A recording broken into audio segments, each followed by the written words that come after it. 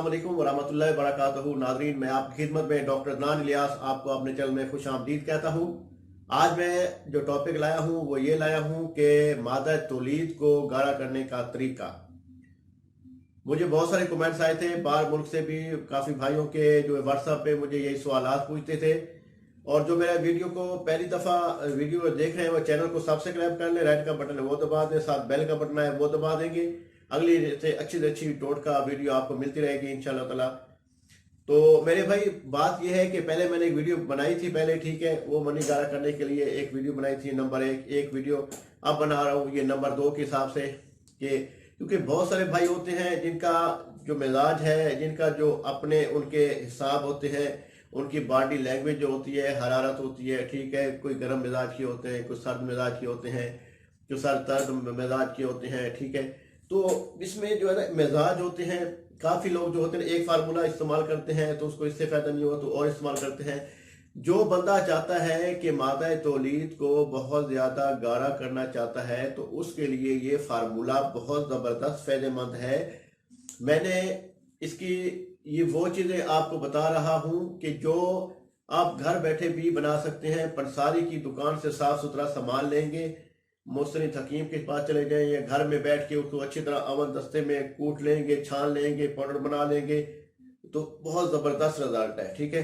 आज मैं आपको बताऊंगा कि इसको इस्तेमाल कैसे करते हैं, क्योंकि बहुत सारे पेशेंट जो होते हैं वो ज़्यादा चाय का इस्तेमाल करते हैं। तो चाय भी है वो मादा तौलीद को पतला कर देता है, तो पतला करता है तो फिर आगे अज़वाजी ज़िंदगी में वो सही अपनी खुशगवार ज़िंदगी नहीं गुजार पाते। तो उसको खुशगवार करने के लिए, अपनी सेहत को बरकरार रखने के लिए उनको कुछ अद्वियात, कुछ जड़ी बूटियाँ इस्तेमाल करनी चाहिए साथ। इसका कोई साइड इफ़ेक्ट नहीं होता, आप इसको इस्तेमाल करें इंशाअल्लाह ताला, अल्लाह पाक की करम से अल्लाह ताला आपको सेहत याब करेगा।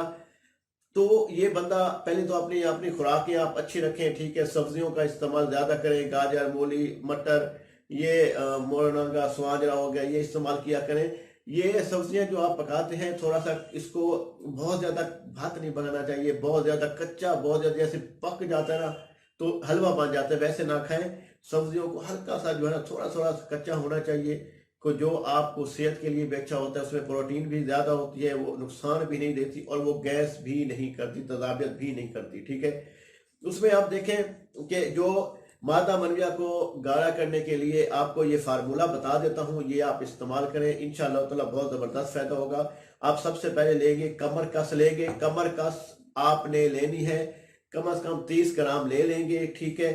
उसके बाद सफ़ेद मूसली और स्याह मूसली, ये दोनों चीज़ें बहुत ज़बरदस्त है मादा मनी को गाढ़ा करने के लिए। उसके बाद संगारा होता है, संगारा, ठीक है, वो भी 30 ग्राम लेंगे।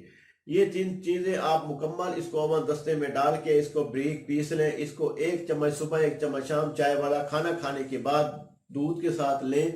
इंशाअल्लाह ताला आपका ये मसला ठीक हो जाएगा, मादा मनवी जो है ना वो गाढ़ा हो जाएगा, आपकी अच्छी लॉन्ग टाइमिंग भी हो जाएगी और इससे अज़वाजी ज़िंदगी भी आप अच्छे तरीके से गुजार सकते हैं। अगर फिर भी किसी बात की आपको समझ ना आई हो तो नीचे मेरा व्हाट्सअप नंबर दिया गया है 0306 43 76 366।